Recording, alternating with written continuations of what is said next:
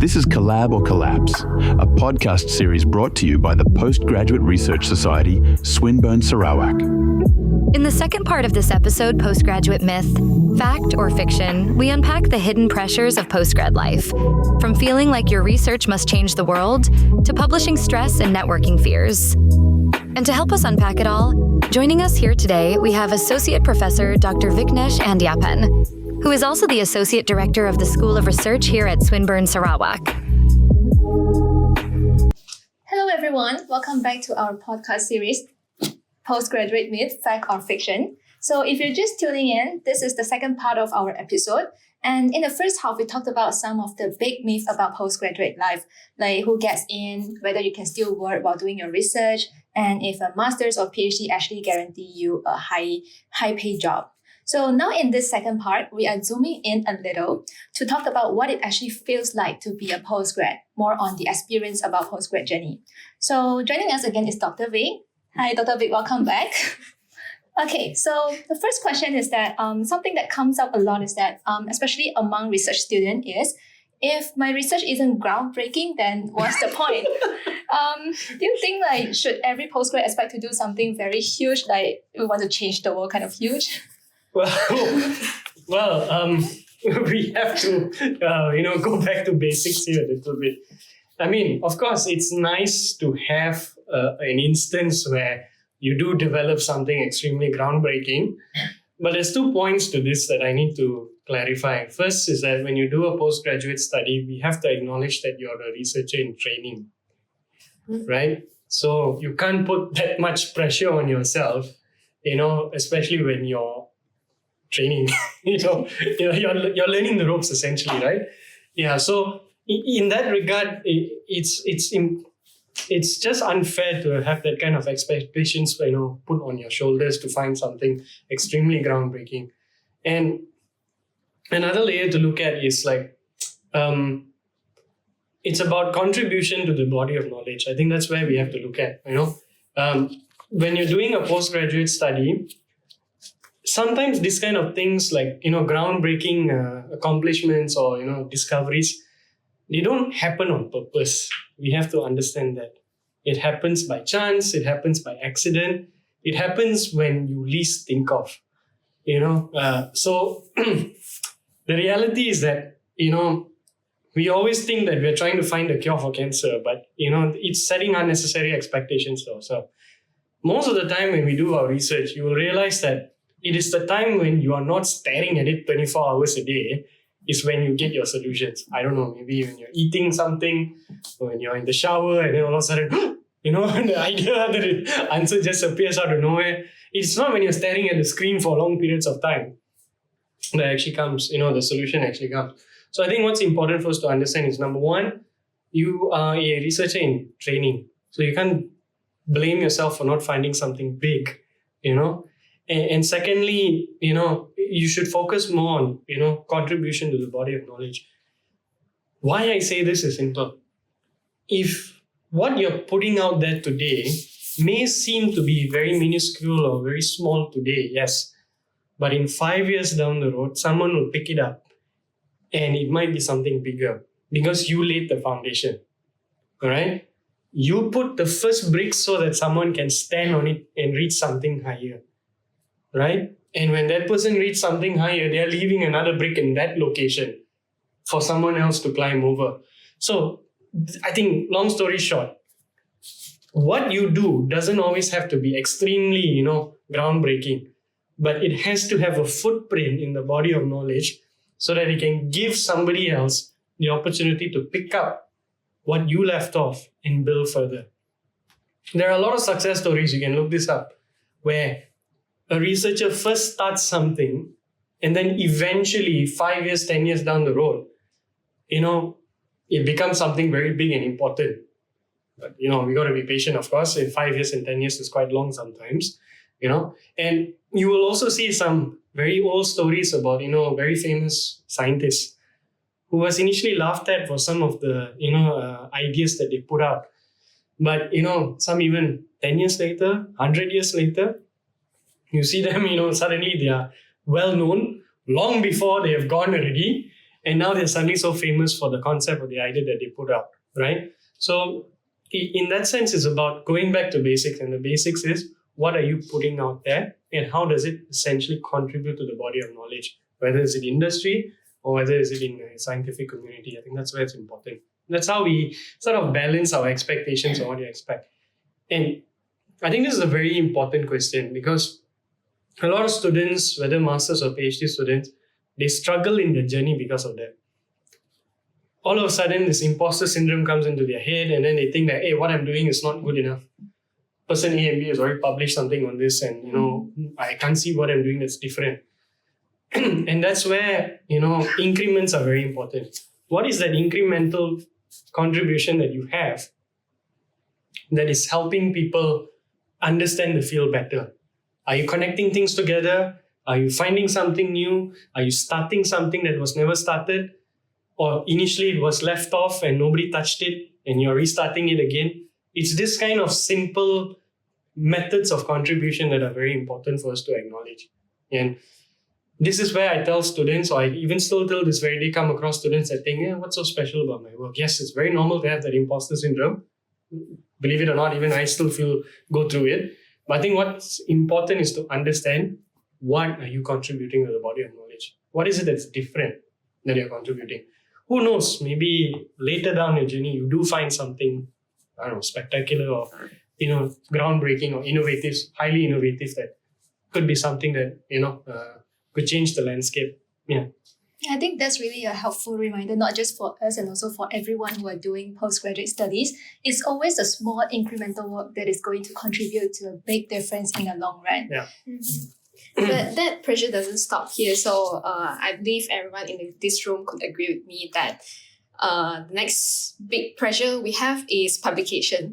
So while doing research is suddenly it becomes that how many papers we publish, where we publish, whether it's in a Q1, and then in some cases we got rejected. So what do you think of that? How should we deal with it? Deal with rejection or Yes. just the pressure of publications? The pressure and also right. like the one get. Okay, loaded question. But it is something that's a very prominent issue as well. I think if you understand how the whole publication scene works, it sort of gives you a little bit of, an idea or at least some sort of a closure on, how things, because if you understand how things work in the bigger picture, it helps you cope with things better. I'm not saying that you're going to be completely fine when you get a paper rejected. No, I'm not saying that. I'm just saying that at least it helps you understand why these things happen and so that you can move on. When it comes to postgraduate students, right, one of the key ingredients is for a successful candidate is resilience, being resilient, and having the ability to cope with this kind of situations is very important. I'll address the rejection part first. It's very important to understand there are so many factors behind why a journal rejects a publication or a submission rather than a publication, a submission. It could be A, the scope is not fitting. It could be, other factors such as paper is cannot be understood. The writing is very poor, but they're just too polite to tell you that, or it's just so many other underlying factors. Maybe the volume is already full and they only publish twice a year, 3 times a year, things like that. And what's important for you to understand as students or postgraduate students is that we need to see, are we selecting the right journals? That's the first thing, right?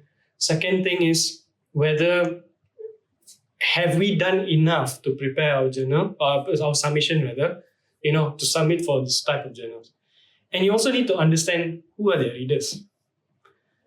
I'll give you a very extreme difference so that you see what I mean. If I submit to a usual, Q1 journal, you know that a majority of your readers will be academics, researchers in training, undergrad students doing their final year research project and so on. But when you submit to Nature, your audience is going to be different. Or when you submit to Science, these are two huge high impact, publications. But you know that your audience is going to be totally different. You're going to have researchers reading it, yes, for sure. but you're going to have this extended audience as well. So what I'm trying to say here is that the way they look at publications, right, is different, which dictates how you write your papers. I'm sure we will have an episode on, how to write a paper and how to find a journal at some point. But at least at this point, what's interesting or what's important rather for us to understand is that choosing the right journals are very important. And at the same time, we also need to understand that there are also other underlying factors as to why editors reject your paper. They are maybe moving in a different direction. Mm-hmm. So although the journal scope says that they welcome this type of papers, but we also have to understand the people behind the journal are people too. They have flaws. So even no matter how perfect your manuscript is, if it falls into the wrong hands, the luck might be different as well. So what do I mean by this? Maybe the editor is not really an expert in that specific area and is unable to find reviewers of that specific manuscript that is submitted. Then you have this issue. What do I do next? So some people make the drastic decision just rejecting it, saying that it's not something that is within the scope. I've even had one paper before that says that I can't secure reviewers. So he or she automatically assumed that the readership is not keen, for this type of work. I was like, how did you conclude that? They will say a lot of interesting feedback, but my advice is don't take it that seriously. What's more important, see how can you improve and find a better fit in that sense. And okay, addressing the first part of your question was on the pressures of publishing and things like that. Right. We live in a world right now that, it's that publish or perish situation, right? Mm-hmm. And to me, it's like, I think you can't run away these days from publishing your work, because I think in order to get visibility, I think it's important to publish your work. You have done so much of, you put so much of work and effort into your studies, your research, together with your research team. It has to go somewhere. It has to be recognized as well, because otherwise it's very hard to differentiate what you do versus someone who's on YouTube talking about something. Because the peer review element is a very important component. You need experts from your field to verify what you're doing is good or not. And at the same time, whether it's something that is a big contribution or not. So I think it's important to look into publications, and it can be book chapters, can be conference proceedings with indexing, can be journal publications. But what we should always remember is that, yes, you have this Q1, Q2, it's basically the journal tiers, you have impact factors and all that. But I think what's important is about starting somewhere which can help you build confidence. Realistic expectations is very important. So this is something that is very key. Of course, you can rely on your supervisor's experience to know that, okay, this type of work, you can go for this type of journals, right? I wouldn't expect a PhD student who's just started to aim for Nature. That's putting too much pressure on everyone, right? And likewise, I wouldn't want that student to also be, going for a very, very, low tier journal, especially when there's a lot of effort and contribution into the work, right? So it's that fine balance. It's like working together with experienced researchers, knowing where's the right place for a publication to go for. And of course, it goes back to also the requirements in your institution. Some of you are funded by grants. Some of you are funded by scholarships. I'm sure there's some criteria there for publication too these days. So maybe some scholarships say that you need 2 index publications. So 2 index publication, of course, there is some degree of flexibility. You can go in one Q2, another Q3 or Q1, up to you, right? But of course, like in grants, of course, it depends on what was promised in the proposal. So that's also very important to be aware of. And I think it's important for students to also be aware of what kind of requirements are there as well. Because I've also seen students where they work with their supervisor who's got a grant that's funding the student. The student has zero idea of what's going on in that proposal. So it's always important for the student to know what is submitted in the proposal, because that is the promise to the funder, which the funder approves. And in a way, you are also helping to achieve that promise. So it's important to know that as well. So that kind of helps you kind of like set the expectations on where you're going with your journal publications and so on. Yeah. So a lot of these factors come in when you're making that decision.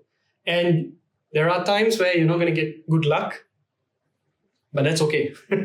I think what's important to understand is that you're not the only one that is getting rejected.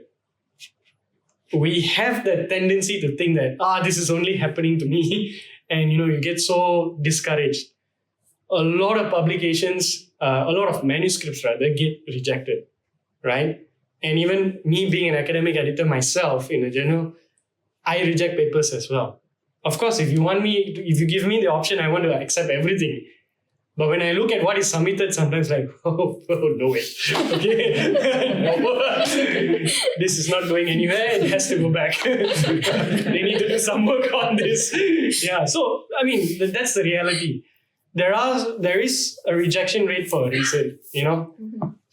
And of course, some may argue that some journals are playing game. They're playing the numbers game. They purposely reject papers to prop up the game. To prop up the numbers. Because, I don't know, for some people, maybe rejection rates, if it's a high rejection rate, it makes the journal look exclusive. I'm not going to name journals, okay? But I'm just saying that there are journals like this as well. Scientific publications that do this. Whether I have evidence to prove it or not, no. Right? So I really got nothing to say that, I can prove it. But being in the field long enough and hearing different stories from people, these stories don't come out of nowhere. So my point is, don't get discouraged. There are so many factors that is beyond your work that also affect the publication process. The only thing I can say is that if you do get rejected, take that as a learning curve. See whatever you can improve, you improve. If there's nothing there to improve, move on, find another option. So I think that's what everyone here needs to hear, that rejection doesn't mean that your work is not good enough, and definitely doesn't mean you're not good enough. And publishing may seem stressful. I would say that just treat it as a contribution of a conversation of the research field you're working on. Exactly. Yeah. Yeah, I do agree that the pressure to publish sometimes can really wear you down. Especially we often try to tie our self-worth with how many papers you have published and which journal your paper actually land in. So I think now let's shift the focus to another challenge that most of the postgrad students face, which we are often told to attend conferences, to present our work and even connect with other researchers. But just wondering, how important is networking, especially to researchers like us? Oh, yeah. Good question. Actually, networking is a very critical element when it comes to research. Actually, to be honest, it's not just research alone. I've said in the past, in the previous segment as well, when you go into industry, the soft skills are going to be very important, right? One of the soft skills is your networking skills, right? And these are ways where you can show your ability to network and get things done. Why do we go for conferences? Many people will answer that question by saying that I want to go there and present my work to the world. Of course, yes, I understand. Yes, yes, that is the case. But I would say that is, in a way, the secondary priority. Yes, you go there and present. You go there and get feedback, for sure. But the main point you're going for the conference is to meet new people, to exchange ideas, to get some exposure as well. Right? Exposure, presuming that you are going to another country for the conference, you get an experience in the culture, different nationalities, different priorities, different sense of belonging. All these things are there, and you can see why people think differently in certain ways on the topic, which is a very good exposure. But another important part is that when you deal with people in conferences, you are stamping your face onto that research area. So when people walk past your poster or they attend your presentation, it's for them to see that person XY from this country does this work. The rest is all blurry to them. After 1 week, after 1 year, they will forget that. What's important for them to know is that, or what's important that many people take back from a conference is that, I met so-and-so from this region. This so-and-so can potentially be my co-applicant in a grant in the future. Or could be a person I jointly organize a conference in the future. or this person might want to visit my university in the future, or vice versa, right? So that's why networking is very important. I'll just share a little bit of a story about, just my own experience. Apart from doing research, academics also spend their time in professional bodies, right? So I spend a lot of time, serving the palm oil processing special interest group under the Institute of Chemical Engineers. So like in my early days, I spent a lot of time, organizing events, engaging with university students, engaging with academics and so on, and also with industry people. But at some point, one colleague asked me before, why are you wasting your time doing this? Why aren't you doing your research? Can you set time to do your research and things like that? I mean, it's not like I wasn't doing my research. It's just that they felt at that point of time, time is worth, spending time on research rather than this, because it's competing with your time. At that point, of course, being a young early career researcher, I felt that, yes. But since I was already in it, I didn't want to pull out. So I was committed. I wanted to finish what I started. But along the way, I met so many interesting people, researchers, students, and also industry people. And from this thankless journey, I got 2 industry grants because I kept in touch with these people, right? And at the same time, I also applied with, I think, 2 different academics for external grants, and it was successful.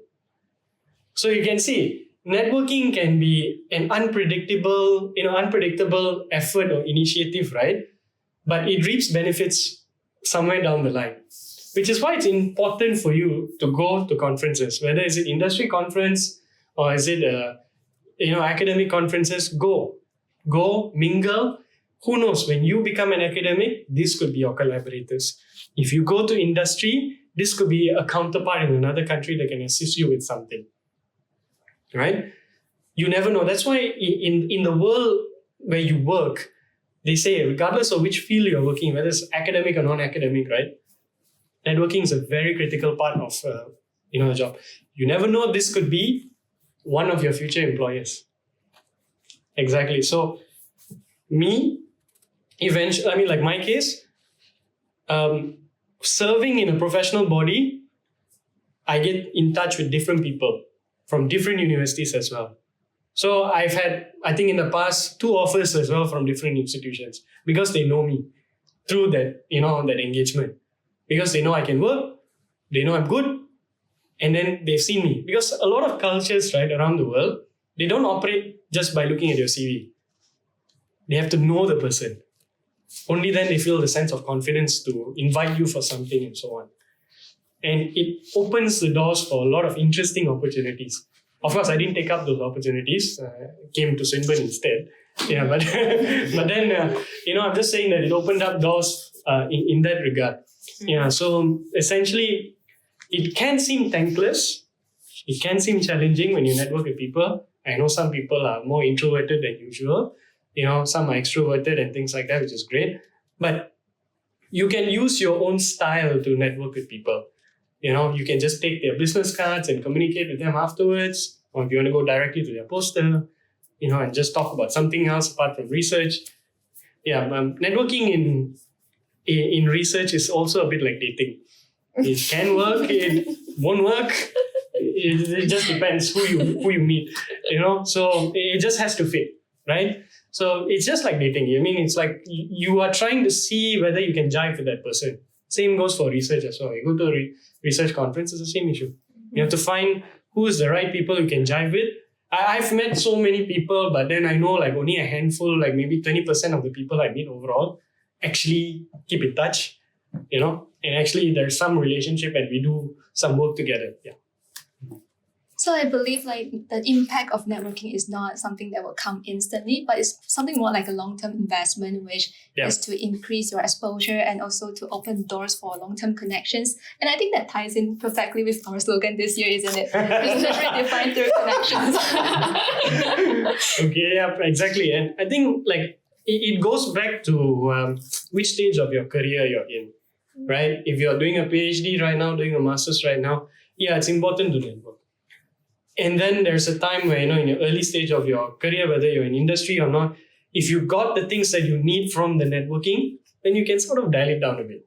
Like there are times in my career so far, there are times recently, right? I felt like, okay, I can dial down the networking already. I don't need to meet new people that much because I have a lot of projects running. I don't want to kill myself with another additional one. I need to finish what I have right now before I go out. And what's interesting is that when you decide to do that, sometimes people come looking for you because they already know that you're doing certain things. You might think that certain events you do are quite thankless, pointless, but trust me, it's unquantifiable, these kind of things. All they have to do is see you somewhere, know that you're from this university, you're doing X, Y, Z. Who knows? 6 months down the road, 1 year down the road. Hi, I remember seeing you in this event. Can we have a chat? And the chat, who knows, could be a grant opportunity. Or it could be a collaboration with the government, with ministry to help them do something, study something. And these are very valuable opportunities. Yeah. Mm-hmm. Despite with knowing the importance of networking, there's also this students that doesn't willing to do that because they have this thinks that what if I share my research and someone steals the idea of it? Is it really that? Well, okay. Yeah, I can understand where this is going. I think there's I call it a false sense of protection. I mean, like a protection towards their knowledge and their research. See, the whole point you do research in the first place is, at the end of the day, to build more knowledge. It's to contribute back to the scientific community and the larger community. Sorry. So in that sense, there has to be a different perspective towards things. You are here to educate people. You are here to share and, get the industry, build capacity essentially. I think that was the word I was trying to look for, build capacity, right? And to think that the person listening to you during that conversation in a networking session can gather so much info and replicate your work in a lab, to me, is quite far-fetched.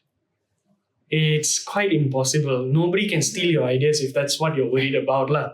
Because your ideas is from you. If anything, they can try to replicate a similar thing, but not exactly the same thing. And it also goes back to what you share, right? It's your communication skills. If you share too much, there's something wrong with your communication skills. Work on it. If you're not sharing anything at all, it means you're not confident enough to share. Because an important part about this networking is also a way to promote your work. Hey, just imagine you go to a conference and you ask a person, what's your research about? Materials? What? So, okay, what are you trying to achieve from just saying that? Because your idea is, I don't want people to steal my idea. I don't want them to know so much about my research. But then how are people going to know about what's going on? How are they going to look forward to your output? Right?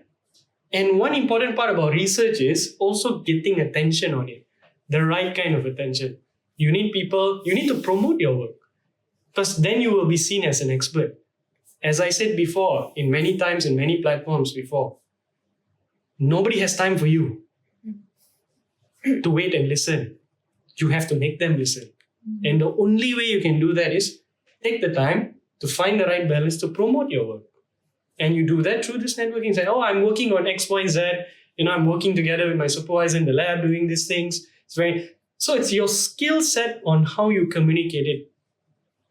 And then the details is something that you can manage accordingly. You don't have to reveal all the details in the world.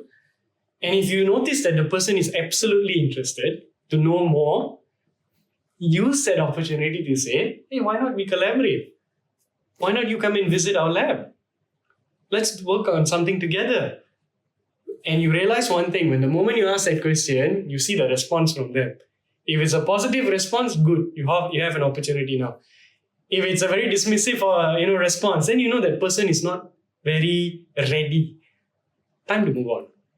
Yeah, so that's one of the things that I've learned from the endless networking events I've attended, the conferences, the people that I speak to, it can be tiring, but it's a very important learning curve, especially for me as well, coming up to where I am right now. At least at this stage, I'm not going to be confident enough to say that I know how a conversation is going to go, but that feeling will be there. I can get a slight temperature where this conversation is going. So if I'm talking to person A in a conference, I know that this is going to go somewhere. Or no, this is very surface level. Shake hands and, nice to meet you, exchange cards. We're not going to see each other anymore. That's it. That's the end of it, Or you're going to go you get that other feeling no, this person is really serious about it, it's constantly badgering you about, hey, we should meet, we need to have a chat, and let's work something out. Are you free next week? Let's do a virtual meeting and things like that. Yeah. You can gauge that, that level of seriousness and the readiness. Some people just are sort of shopping to find out what's going on. Some people are really eager to collaborate. You will get that experience when you go along. Yeah. Okay, so I hope this actually cleared things up, and it's encouraged for you all to go networking, because who knows, it could open up doors for interesting collaboration and also some new perspective that you never ever heard of. Yeah, and more importantly, it could be a place where you get your future opportunities. Mm-hmm. If you're looking for a job, maybe now's not the time. You're doing a postgraduate studies, maybe that's not the priority. But keeping in touch with some of these contacts, you'll never know. There might be someone who will employ you in the future because you kept in touch. Don't rely on your supervisors all the time to find you a job. Okay? Yeah, more importantly is, please make sure you take charge of your own development. All right? And yeah, it's a very important part here. See, how many people are laughing? Some story I don't know.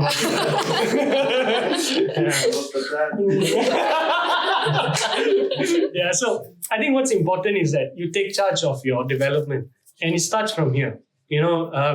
Yes, we as supervisors, when you see towards the tail end of your PhD or your master's, we will try our best to offer support and, assist in, whatever career paths you want to go. But I think it's also important for you to stand on your own 2 feet as well. And this is the kind of opportunities that can help you build that 2 feet to stand on. Yeah.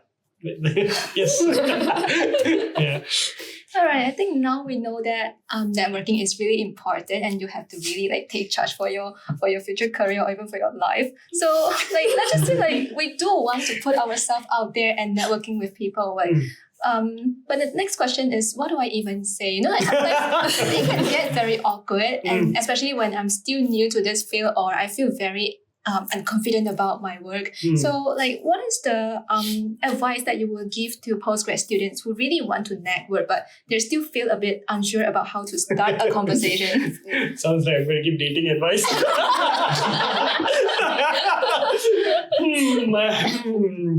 Okay, let's see.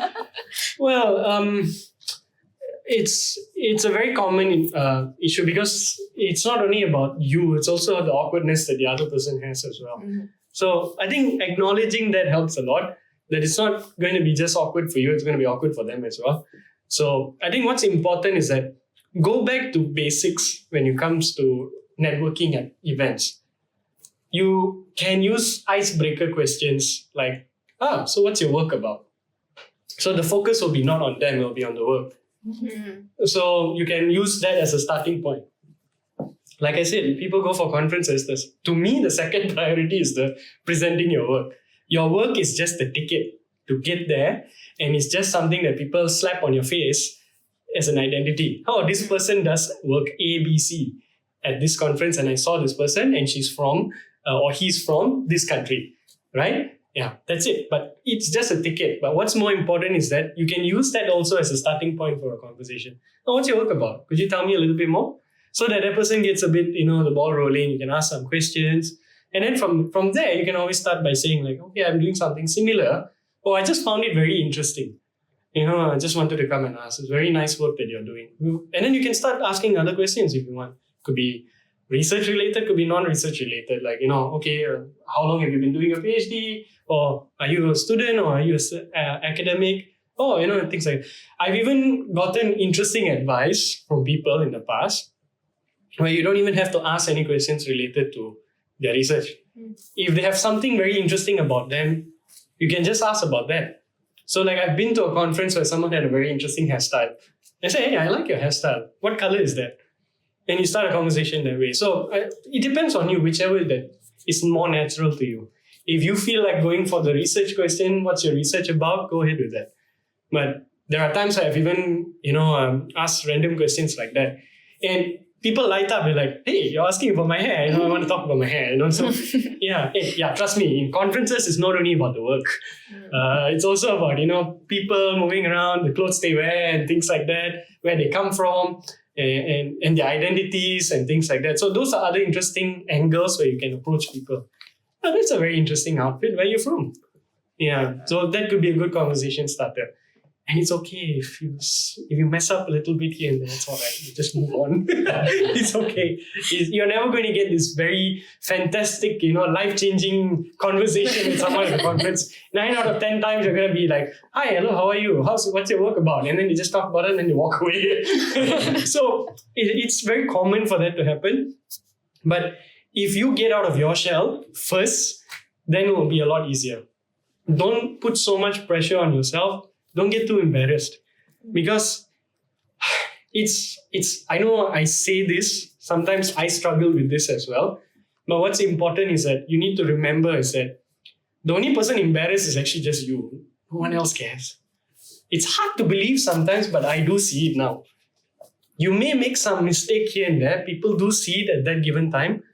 But how much are you going to bet they're not going to care about it after 1 hour? Maybe the next day. They're not going to be in their shower thinking about your mistake. No, they're not. So if we acknowledge that, it'll be a lot easier to go to the person and, speak. Yeah. And at the same time, it sometimes is about what common things that you can use to talk to people. If you're a student at a conference, you see an interesting professor over there, which you've always, cited their papers and you want to have a chat with them, the easiest thing you can do is go up to them and say, hi, professor, I'm so-and-so from this university. I've read a lot of your papers. I find them very interesting. Trust me, a lot of professors like to hear that. Yeah, but a lot of them like to hear that. So why not just go ahead with that? I mean, if you're worried about talking to someone of a certain, a certain level of seniority, if you want to go big, yeah, you can do that. You can say, I really like the work that you've done. I've cited a lot of your papers before. You can do all that, and I'm pretty sure they'll be quite appreciative as well. I mean, at least it shows that, at least to the professor, that you took some time to know something about them. Yeah. And I remember a friend of mine, when he was a postgrad student, he went to a conference in Europe. He met this very prominent professor in the conference, which is like he was the pioneering person in that field. And what shocked me was what they talked about. They talked about ice cream. They talked about ice cream. They talked about destinations they visited in that location in Europe. You see, sometimes you have to understand, they're humans first before researchers. And I'm pretty sure most people like ice cream. I hope. Never met someone that doesn't like ice cream, but yeah, if you do find someone, let me know. It'll be interesting to meet that person. Yeah, but these are just common things that you can, use as a starting point to build that conversation. Yeah. Yeah, I really like that the statement that you put, that they are human first before anything. And I think it's not about saying perfect thing. It's just about just relax and then be open and curious, just starting the conversation. You don't have to impress anyone, but you just need to start the conversation. That's a very good point, because a lot of times when we go to approach people, right, the first thing we would want to do is like, how do I impress this person? No. And that is something I struggle with till this very day. I try my best not to make it about me. It should be about them, because people like talking about themselves. They like talking about themselves. So when you ask a lot of questions about them, they're very happy to share about themselves, about their work, and things like that. They like to talk about themselves. So the more you ask about them, you ask questions, be curious. Yeah, that's very important. So then you get them to like you more. Yeah, but if you go there and go like, What's your work about? That's me, this is my work and I'm doing this, and in 10 minutes you're just, overpowering the conversation. It's not good lah. Yeah. Okay, so with networking, we start to meet a lot of people, and then suddenly we realize that everyone else is so much productive than I am. I think this is a very common thing in postgraduate students, that we fall into trap that thinks that we have a constant comparing, especially when you see people sharing only the wins online and in conference like this. So have you ever encountered this, and how to deal with it? Well, believe it or not, even now while I'm working, I do encounter it. It's very, as human beings, we're very complex. We tend to compare ourselves to people a lot. And even if you get more senior as well, I don't think it ever goes away. But one thing is that we have to acknowledge the fact that everybody starts off at different starting points. Acknowledge that first. I think that's a good way to cope. At least that's what I do. And that's what I tell, my students as well. Like each of us start at different starting points. Each of us have different resources available to us at that given time, and that dictates our journey. So one person might start from, the midway point, has a lot of resources and can take off quickly. Fair enough. If you were put in that position, you would be happy to take that resources, right?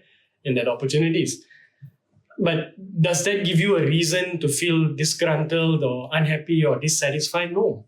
It just means that everybody moves differently. Everybody has different starting points. And that is a good way to cope with what you have right now and be satisfied with what you have. So my thinking process is like this. Of course, there's going to be a lot more people, that are more productive than I am. I have to admit that. That's the first step. Admit that. And the second thing is to admit that they have different resources. They have different starting points. Another thing is that we also have to acknowledge the fact that we always see the success. We don't see the struggle. So you never know what actually came before that, before the success for person A or B that you're comparing with, right? So the same goes for students as well. They might have different, expectations. They might have different challenges. They might have different environments. For all you know, maybe in their field, it is common for such things to happen. It is important for productivity to be high because their field is a very high pace, evolving field. So it's natural. But then there are some fields that are naturally a bit more slower pace. The incremental contribution takes time. So the pressure is not so much there. That dictates the environment. That dictates the students' behavior towards maybe publications, maybe towards grants, and etc. Right? So if you acknowledge that helps a lot with the way we cope.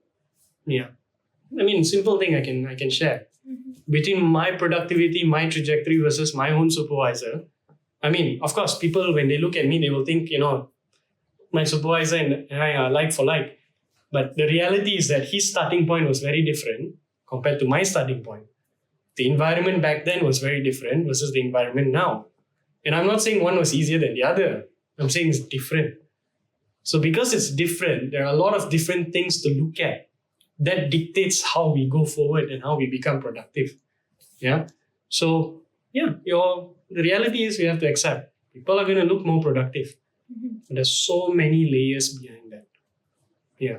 More importantly is you need to be happy with what you are putting out first. Yeah.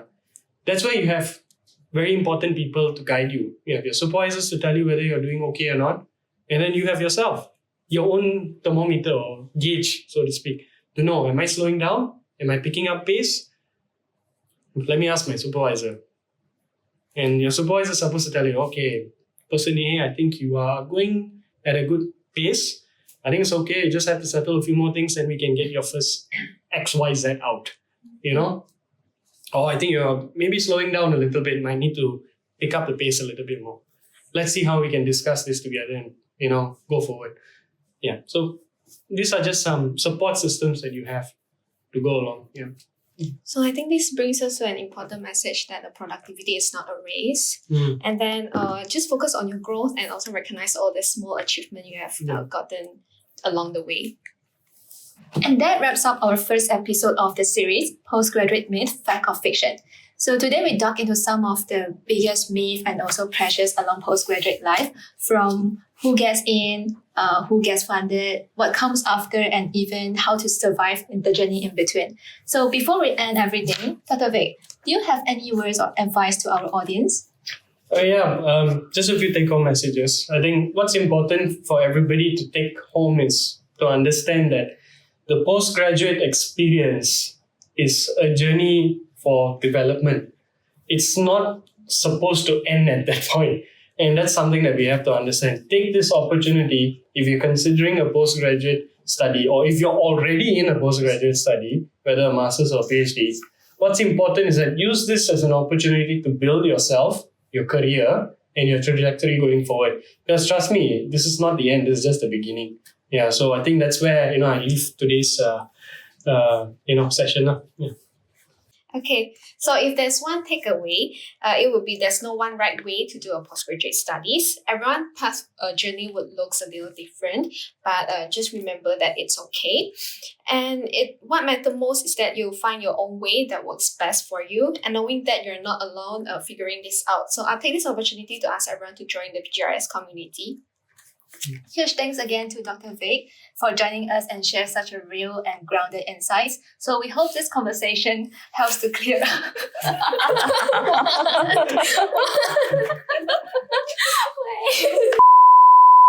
Huge thanks again to Dr. Viknesh for joining us, for sharing such a real and grounded insights. I hope this conversation helped you to clear some doubts, or at least make the postgrad life to be less mysterious. So if you like this episode, stay tuned. We've got more coming up. So until then, take care and see you again.